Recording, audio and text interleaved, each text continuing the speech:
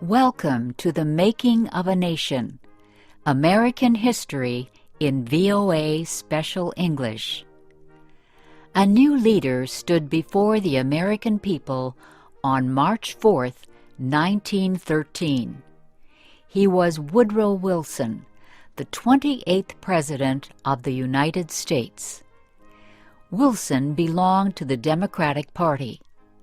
He was progressive in his belief that government should take an active part in efforts for social reforms.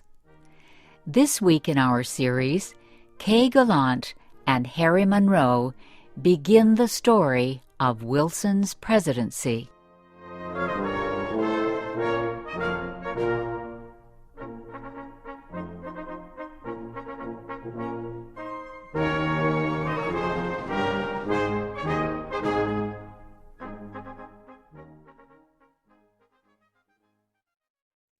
Woodrow Wilson had spent most of his life at Princeton University. First, he was a professor. Then he was university president. Next, Wilson was elected governor of the state of New Jersey. His early success as governor made him a leading candidate for the Democratic presidential nomination in 1912. Wilson traveled widely around the country during the campaign. He made speeches to many groups. He tried to make himself and his ideas known to as many Americans as possible. Wilson called his program the New Freedom. One of his campaign promises was to fight for better conditions for America's small business owners. Such proposals helped him win the Democratic nomination for president. Then he defeated President William Howard Taft and former President Theodore Roosevelt in the election. Woodrow Wilson, the former president of a university, had become the president of a nation. The largest crowd in Washington, D.C.'s history welcomed Wilson outside the Capitol building on the day of his inauguration. He called on the American people to join him in making the country a better place. "Our duty," Wilson said, "is to correct the evil without hurting the good. I call all honest men, all patriotic, all forward-looking men to my side."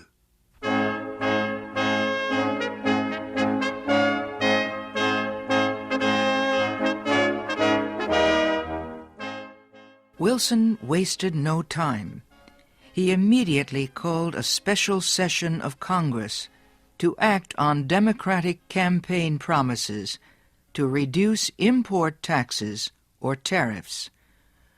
Wilson felt strongly about the need to reform these taxes.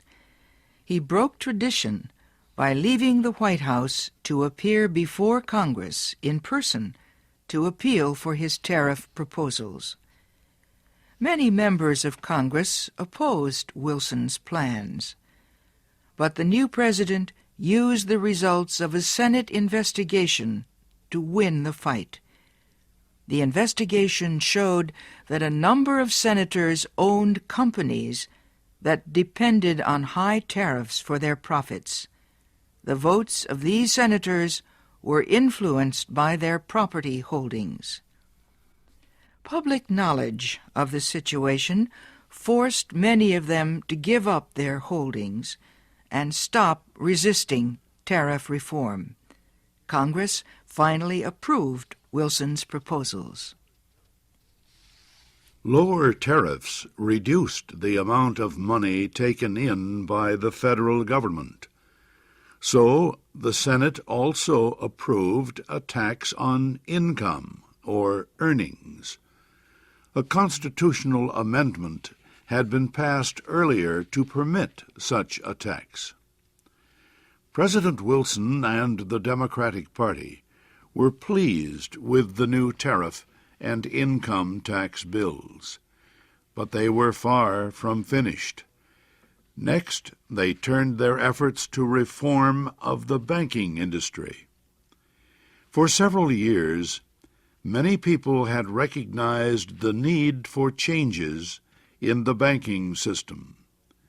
The old system of uncontrolled private banks had developed years earlier, before the United States became a major industrial nation. Many people agreed that a more modern system was needed, but they could not agree on details. President Wilson said control of the nation's wealth was held by too few men.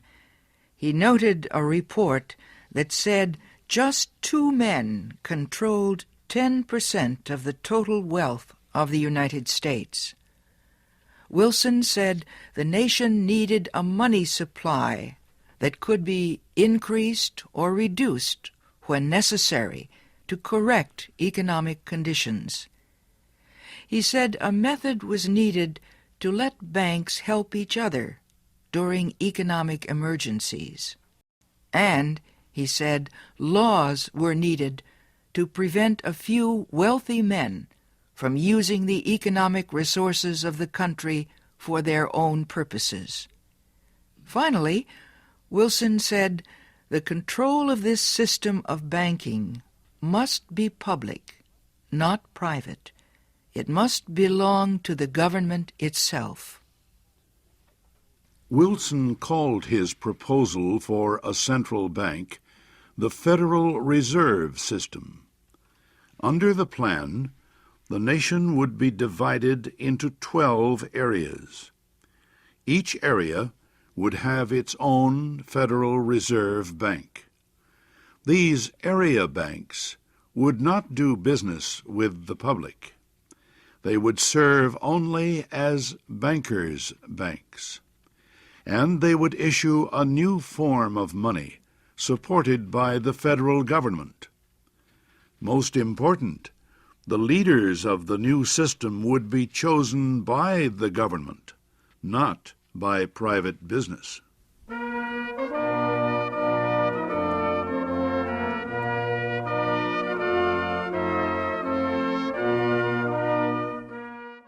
Bankers, business leaders, and their representatives in Congress sharply criticized President Wilson's proposals.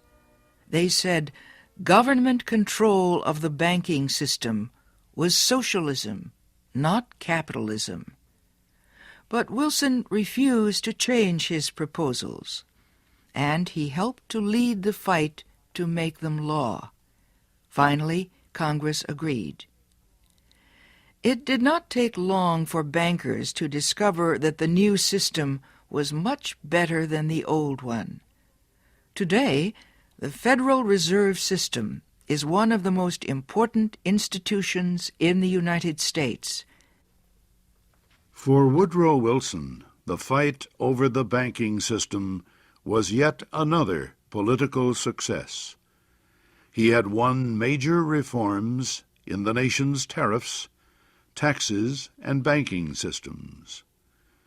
Now he told Congress that new legislation was needed to control the power of monopolies and trusts. These were the giant companies and business alliances that controlled complete industries. Wilson proposed a new antitrust law to control the actions of large companies. His supporters in Congress wrote a bill that listed a number of business activities that no longer would be permitted. For example, no longer could a company set prices that would reduce competition or create a monopoly. No longer could corporations buy stocks of competing companies. No longer could they demand that a store refuse to sell competing products. The new bill also protected labor unions from being charged with antitrust violations. It gave unions more power to organize and protect workers. At President Wilson's request, Congress also prepared a law that set up a government agency called the Federal Trade Commission. The commission was given the job of investigating wrongdoing in business. It had the power to force companies to obey the new antitrust laws and other rules. Both the antitrust law and the Federal Trade Commission help protect small business owners from the power of business giants. Once again,